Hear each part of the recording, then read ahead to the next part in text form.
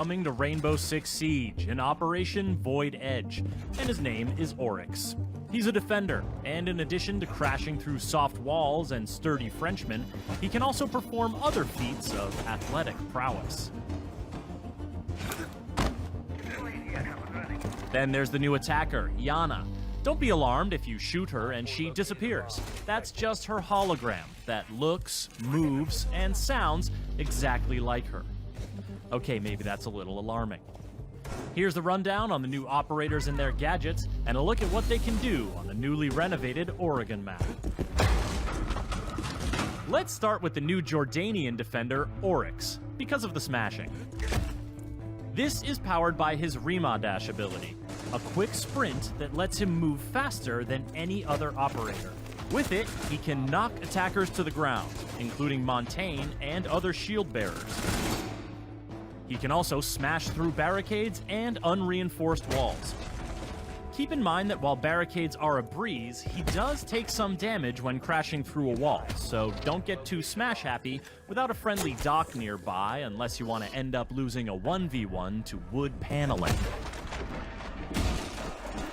Oryx's dash runs on charges. He can use them rapidly to dash a few times in a row, but they take time to replenish, and they reset to 0 when you bust through a wall. Gridlock's track stingers and Nomad's air jabs can interrupt his dash, and it takes a moment for him to get his gun back up after dashing. Plus, Oryx's footsteps aren't exactly subtle when he dashes. His ability is more about speed and strength. And he's got one more trick up his complete lack of sleeves. Oryx can jump up and grab open hatches, then either peek at his surroundings and drop down, or pull himself up through the hatch to the floor above. He can't do it on roof hatches, and you'll have to break open the hatch first, so choosing his Spas 12 primary over his MP5, or his Bailiff sidearm over his USP 40 isn't a bad idea. But his climbing ability is independent of his Rima Dash charges, so you can use these two skills in tandem. This makes Oryx a dangerous new defender who will have attackers looking over their shoulders and wondering where he'll show up next. Operation Void Edge is also bringing the attackers their own deceptive new threat, even though it's something that can't hurt the defenders at all. This is the new Dutch operator, Iana, and this is her hologram. Using her Gemini replicator gadget, Iana creates and controls a hologram that looks like her, including her headgear, uniform, and primary weapon skin. Moves like her, with the exception of rappelling or climbing ladders, and sounds like her. While it can't deal damage to enemies or physical objects, it can have serious effects on the defender's survivability.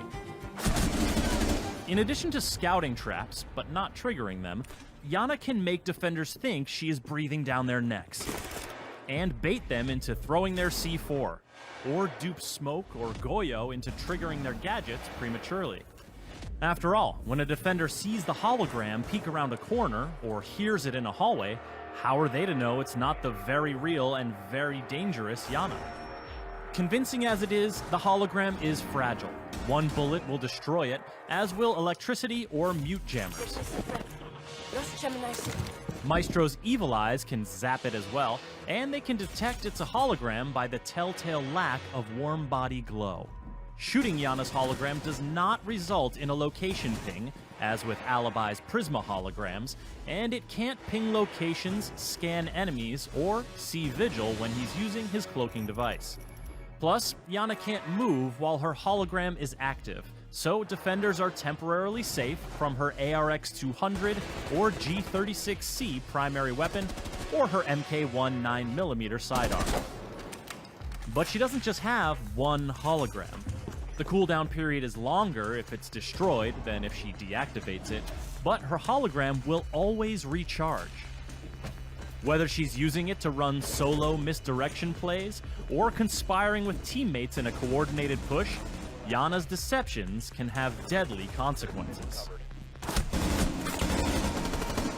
There used to be an exterior door here, on the dining hall bomb site on the Oregon map, but it's been removed as part of some key renovations to rework the map. The nearby small office tower has been expanded on both levels, giving defenders more room to work with when keeping attackers at bay. The basement area has also grown, with the dorm stairs now extending down one level and connecting through a new freezer section to the old basement. Operators looking to traverse the attic connector above the meeting hall will have more options, including a redesigned floor plan near the master bedroom and a new exterior second floor window, but the ladder to the first floor has been removed. You'll also find a new hallway connecting the big tower directly to the kitchen, allowing you to bypass the meeting room entirely. Operation Void Edge is also bringing some impactful gameplay updates that you'll want to know about. Changes to barricade damage will make breaking boards more consistent and less obstructive. Attacker drones will now spawn on the same side of the building as the attacker's first spawn location choice, and the player hub will be revamped for improved navigation. These updates, as well as the Oregon map rework, will be free for all players when Operation Void Edge launches. The new operators, Oryx and Iana, will be available at launch for Year 5 pass owners, and everyone else can unlock them a week later using Renown or R6 credits. For more on Rainbow Six Siege, subscribe to our YouTube channel and visit us at news.ubisoft.com. Spotted. Fired 10. Friendly's victorious. Hostiles eliminated.